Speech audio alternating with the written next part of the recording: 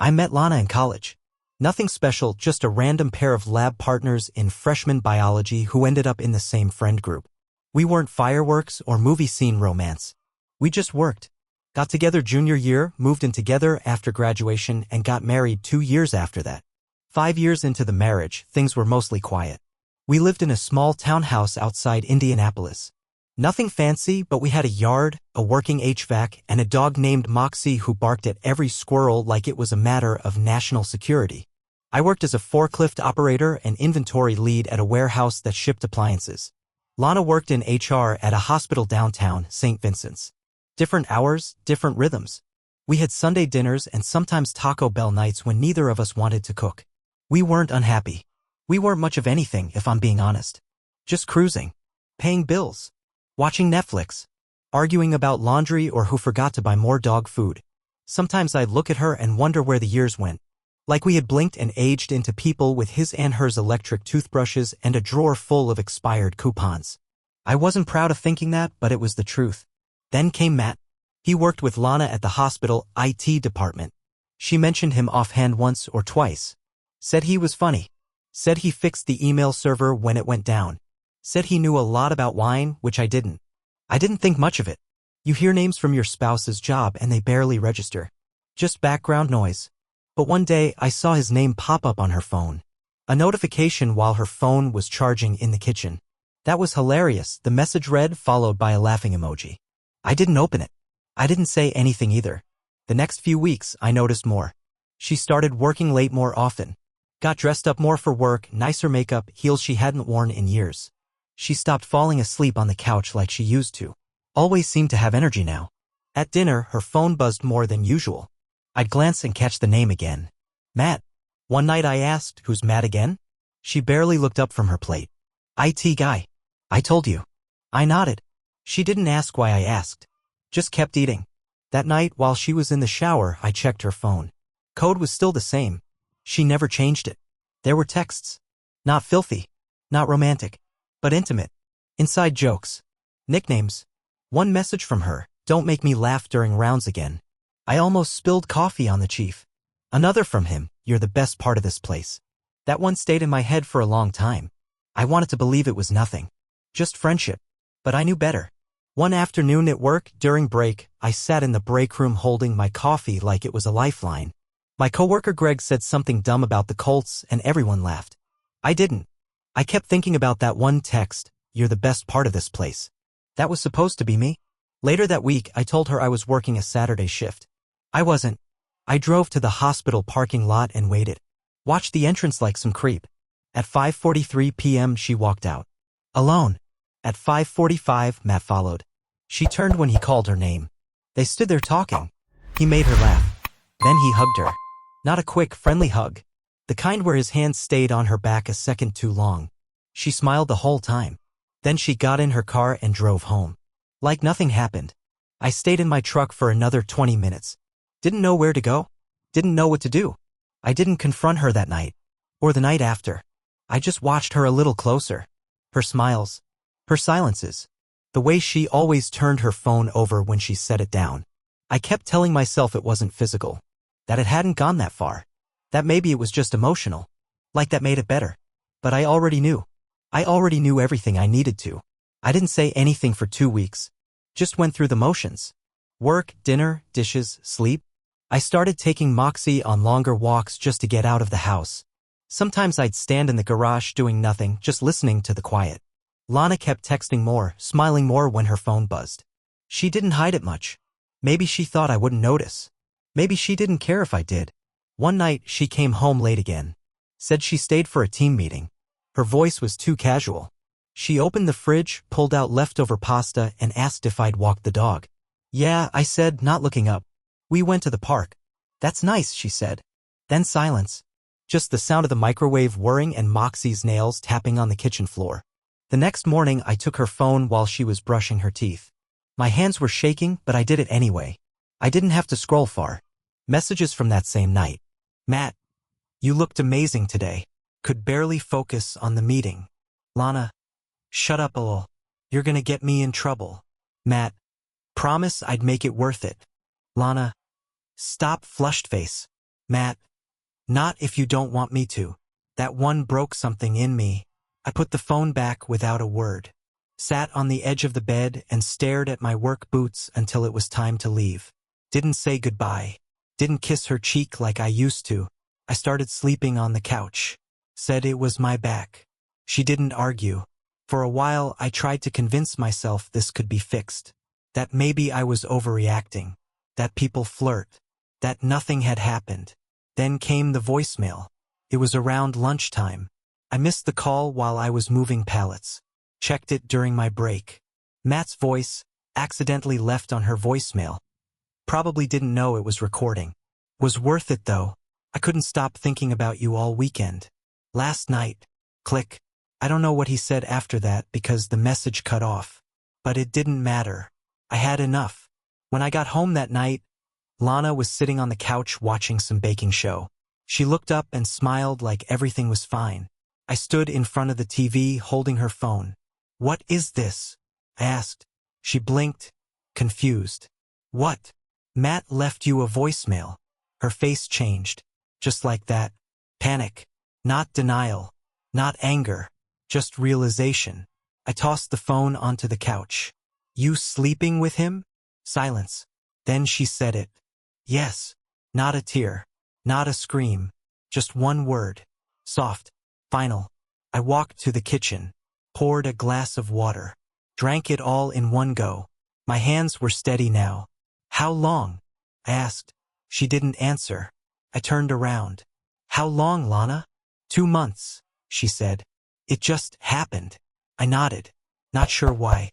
"I didn't plan for it," she said. "It wasn't supposed to." "Don't." I cut her off. "Don't say it wasn't supposed to happen. It did." She started crying then. Or trying to. But I couldn't feel sorry for her. Not right then. I didn't sleep at the house that night. Just drove. Slept in the parking lot behind my work. Woke up with a stiff neck and a headache. She texted once, "Please come home. We need to talk." I didn't answer. And that was the real beginning of the end. You ever look back at one moment and think, that's when everything split? For me, it wasn't the voicemail. Not the texts. Not even when she said yes. It was a Saturday. Overcast, middle of April. I came back to the house to grab some clothes. Lana wasn't home. She was probably at his place. Or with friends pretending nothing was wrong. I walked into our bedroom and stood there for a minute, just staring at the bed. Sheets were different now. She changed them. Maybe to forget. Maybe to erase. On the dresser was a picture from our wedding. One of those casual ones, not the posed ones with the fake smiles. I was behind her, arms around her waist, and she was laughing. I picked it up and just stared. And that's when it hit me. I'd never really chosen this life. Not in the way people think of choosing something. Lana and I just became. Got together because it was easy. Got married because it was next. Bought the house because that's what people did. I never stopped to ask if I wanted it. Not really. That's what scared me the most. Not the cheating. Not the betrayal. It was realizing I'd closed the book on the younger version of me before I ever let him finish the damn story. I called in sick that Monday. Took a long drive. Ended up 2 hours south. In a town I hadn't been to since high school. There was a diner there with cheap coffee and pie that tasted like cardboard. But I sat in a booth and stayed for hours. I kept thinking about when I was 17. The way I used to talk about dreams like they were real things. About opening a mechanic shop. About traveling to Montana. About maybe buying an old Jeep and driving till the road ended. None of that happened. I worked forklifts and paid off the washer in monthly installments. The hook isn't what pulls you in. It's what catches you when you weren't looking. That trip, unplanned, unremarkable, was the hook. The moment I knew I couldn't go back. Not just to Lana. To any version of the life we'd built. I went home that night, packed everything I needed into 2 duffel bags and left without a note. Just texted her, "I'm done. I'll be in touch about the rest." She didn't reply. I found a small month-to-month rental above a garage. Cold water, old carpets, smelled like mothballs. But it was mine. First place I'd lived in alone since I was 22. I got a mattress off Facebook Marketplace. Ate microwave burritos for dinner and watched YouTube on my phone because I didn't own a TV anymore. People always think rock bottom feels like despair. But for me, it felt like quiet. Just silence and the low hum of a fridge I didn't stock. That's when I realized I hadn't been alone in years. But I'd been lonely the whole time. The first few weeks in that garage apartment passed like water circling a drain, quiet, slow, and kind of pointless. I went to work, came home, microwaved something, scrolled my phone till I passed out. Nobody asked where I went. Not my coworkers, not even my brother, who I used to talk to twice a month. I told him Lana and I were taking space. He just said, "Sorry, man," and moved on. I didn't correct him. I didn't say it was already over. Lana texted a couple times. Once to say Moxie missed me. Another time to ask if we were going to split the rent till the lease was up. I Venmo'd her my half for the next 3 months and didn't reply. She never said sorry. Never said it was a mistake. Just silence. One night, I looked at the wedding photo I'd taken with me. I don't know why I kept it. Maybe to punish myself. Maybe to remember what I used to believe in. I ripped it in half. Didn't feel better. Didn't feel worse. Just something to do. At work, I stopped talking much. Just clocked in, moved freight, clocked out. Greg noticed. "You all right?" he asked one afternoon. "Yeah," I said. "Just tired." That word again. Tired. The blanket word for men who don't know how to say they're falling apart. One Friday around 10 p.m. I drove to the old warehouse parking lot just to sit. I used to do that in high school. Get in the car and drive until the world got quiet.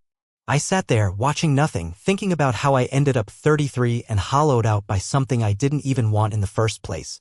You ever realize too late that you let your life be picked for you? Lana picked the couch, the dishes, the house color, the vacation destinations. I just agreed. I don't blame her. Not really. I let it happen. That's what stung the most. The fall after the crash isn't a scream. It's just sitting there one day in a room that isn't yours, drinking flat Coke from a paper cup, wondering why your phone doesn't ring anymore. I saw Lana once after I moved out. By accident. Grocery store. She was in the wine aisle, laughing with someone on the phone. She didn't see me. She looked happy. Not fake happy. Real. I ducked down the cereal aisle like a coward. Back at the garage, I stared at the ceiling fan till sunrise. I thought about messaging her. Not to say anything meaningful. Just something dumb. Like, "Do you still use the same shampoo?" Something small and pathetic. I didn't. Didn't have the energy to lose again. By the time June rolled around, the garage apartment felt like a box I was slowly running out of air in. It was hot all the time, smelled like detergent and old paint, and the only window looked out over the landlord's recycling bins. One night I caught myself watching ants crawl across the sill for 20 minutes. That's how quiet things had gotten. I didn't see anyone outside of work. Greg invited me out a few times and I always said, maybe next time. There never was a next time. I'd walk to the gas station on the corner just to get a soda, not because I wanted one, but because the cashier said, "Hey, man," and looked me in the eye. One morning, I went through old photos on my phone. Not of Lana. Just stuff, camping trips, random nights out. That one time we tried to paint the bedroom ourselves and ended up with streaks all over the wall. I didn't cry. I just stared. When people talk about grief, they think it's loud. But it's not. It's standing in your kitchen at 2 a.m. eating peanut butter off a spoon because you can't sleep and the house is too quiet to bear.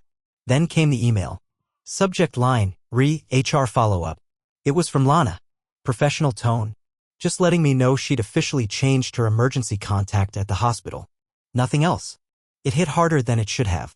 Not because I cared about being on that form, but because it was proof black and white that I was being erased. A few days later, I ran into her cousin at the hardware store. We made small talk. He said, "She's doing good, by the way." I nodded. "She moved in with that guy. The one from work." I nodded again. She said, "You were just too different." Drifted. That word. Drifted. Like I was a boat that didn't tie itself to the dock. I didn't argue. He asked how I was doing. I said all right. We both knew it was a lie. That weekend, I finally threw away what was left of our stuff.